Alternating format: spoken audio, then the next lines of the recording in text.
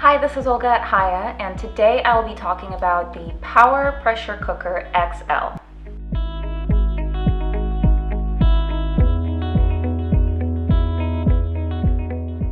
Now, this is another one of those as seen on TV products that's actually pretty easy to purchase either online or at your brick and mortar stores like Bed Bath & Beyond or Rite Aid. Now, this particular one was purchased at Bed Bath & Beyond, and the 6-quart version retails for $99. The Power Pressure Cooker is supposed to provide you with just one-touch cooking. This pressure cooker can serve as a soup maker, a steamer, a slow cooker, a rice cooker, and even a canner. Now, it claims to cook your food up to 70% faster, allow you to use frozen ingredients, and give you that one-touch control. Now, the pressure cooker itself has a very nice stainless steel and black combination look. It features the main control panel in front that has several cooking modes such as canning, soups, slow cook, rice, etc. In the middle of the controls is a cook time selector button that allows you to change the intensity at which your food is being cooked. The lid is fairly easy to remove. All you have to do is slide it out of the lock position and pull up. It also has a pressure seal and vent valve that you can adjust to either keep the pressure in or let it out. Inside you have the inner pot, which is removable and dishwasher safe. The Power Pressure Cooker comes with an owner's manual, a recipe book, and a home canning guide. You also get a steamer tray, a plastic ladle, a measuring cup, and a condensation collector. Now, the reviews on HighYa so far have been split somewhere down the middle. Out of about 570 customer reviews, the Power Pressure Cooker XL has an average star rating of 2.5. Some of the main complaints is that this pressure cooker won't maintain pressure. Others claim that it also burns food, comes with vague instructions, and a timer that often doesn't work. Others have said that it takes too long for the pot to come to pressure, that it stops working after just several uses, and of course that the company has poor customer service. The last complaint is not a huge surprise since poor customer service tends to be a very common gripe with most of the as seen on TV products. If you haven't yet, be sure to check out our video on tips for buying as seen on TV and other infomercial products. Now, the Power Pressure Cooker has also received a good number of positive reviews. Some of the more common ones were that this pressure cooker really cooks your food fast and saves a lot of time. Others have liked the quick and easy cleanup and were able to avoid a lot of the customer service complaints simply by purchasing this product either from Amazon or their local stores. Now, before I began testing out this pressure cooker, I followed the owner's manual instructions of cleaning this pressure cooker before initial use. And the instructions recommend that you run the pressure cooker on the canning mode for 10 minutes with some water inside the cooker before you make any meals. Now, right away I noticed that it does take about 20 minutes for the pressure cooker to become fully pressurized before it starts counting down the 10-minute timer that was programmed in the canning program. So when you are making your meals, you have to allow for that extra time for the pot to become fully pressurized, and it can take up to 17 to about 20 minutes for that to happen. Now, for my first dish, I decided to try the pot roast recipe that was included in the recipe booklet. The instructions tell you to first saute the vegetables directly in the cooker. Now, at first this was a little confusing because there isn't a specific saute or a fry function button on the actual cooker itself. You simply have to press the chicken or the meat program and wait for the pan inside the removable inner pot to heat up and then start frying or sauteing your vegetables that way. I do think that it would be really helpful and a lot easier to understand how this pressure cooker works if this saute function was explained somewhere either in that owner's manual or the recipe book.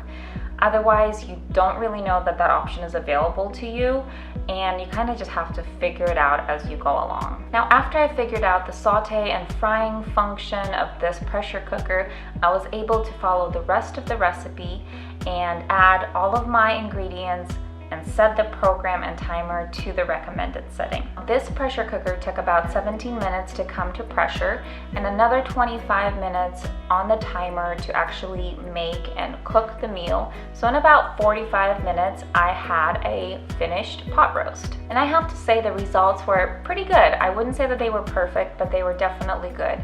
The flavors were good, although I do have to say that the vegetables were a little bit overcooked, whereas my meat was, to me, at least to my liking, was slightly undercooked. It wasn't quite, the fall apart pot roast that I'm used to seeing, for example, in a slow cooker. Now, this was a slightly different experiment because I wanted to see how well this pressure cooker deals with frozen food. So I had a whole about 5-pound frozen chicken that I decided to roast in a pressure cooker. I followed the recipe provided in the recipe book, and in the owner's manual, the instructions tell you to add an additional 10 minutes when using any kind of frozen ingredients. After placing the whole fairly frozen chicken into the pressure cooker, I programmed the recommended setting of vegetable or stew, plus an additional 10 minutes for the frozen chicken that I was using in this particular instance. And I have to say that after 40 minutes, my chicken looked more boiled than it looked roasted. It honestly didn't look very appetizing, and once I cut into the chicken and the meat closer to the bone was very much raw. Now, I wasn't really sure what to do, so I decided to put it into the pressure cooker for an additional 20 minutes, which may have been a bit too much. And in the end, my chicken just came out dry, not really roasted, and didn't taste all that great either. Now, for my third test, I decided to make creme brulee, and I also followed the recipe provided in the recipe book. I poured my custard mixture into 4 ramekins, and now the recipe does specify that you need to use 4-ounce ramekins, and I wasn't quite sure what size mine were. And because of that, I was only able to fit 3 ramekins inside the pressure cooker. Now, I do have to say that for this particular dish, it's probably not the most efficient to cook it in a pressure cooker, just because you can only fit about 3 to 4 servings at a time, depending on the size of dish that you use. I did double check, and if you were to make creme brulee in the oven, you would have to leave it in for 30 minutes. But of course, you can fit a lot more into an oven than you can into a pressure cooker. But regardless of that, this pressure cooker seemed to do a fairly good job at cooking the custard, and after chilling it in the fridge for 3 hours, the results were fairly impressive and actually tasted really good.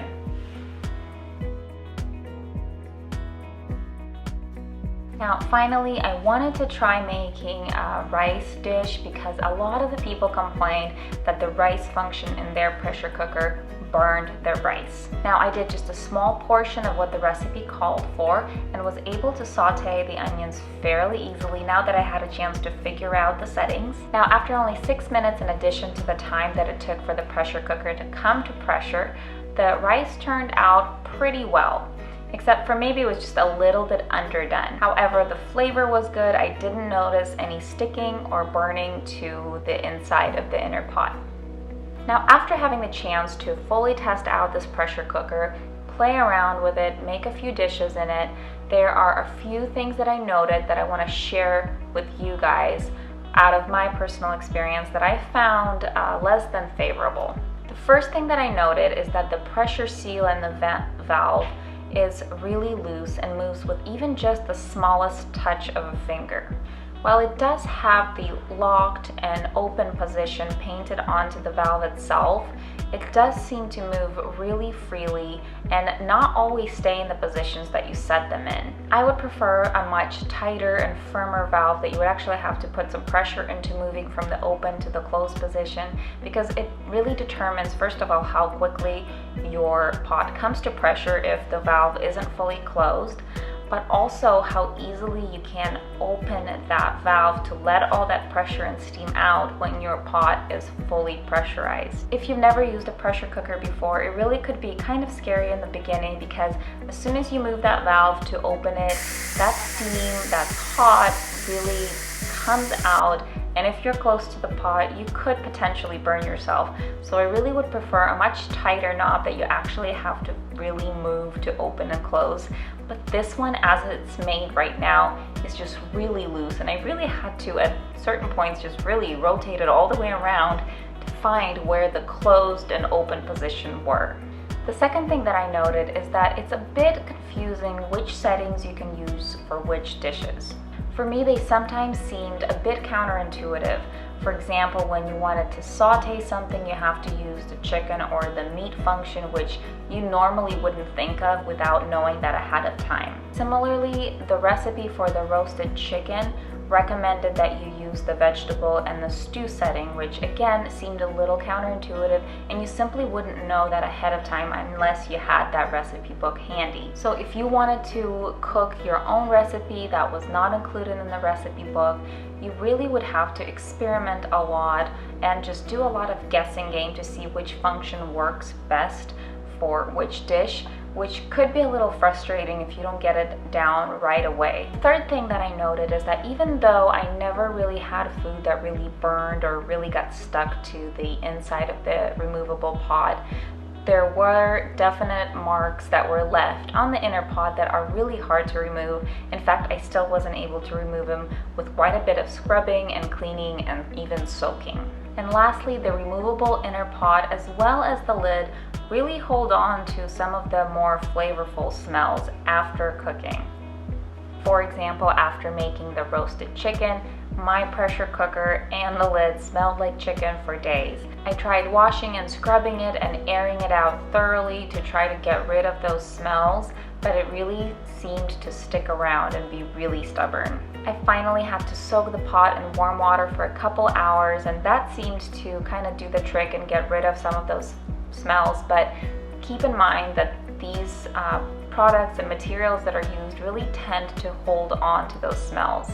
So if you're thinking of cooking dessert right after you made a meat dish, you might find it helpful to really clean the lid, the plastic seal, as well as the inner pod to make sure that all those smells are gone. And in my case, I really found it helpful to soak those items to kind of remove any traces of those smells.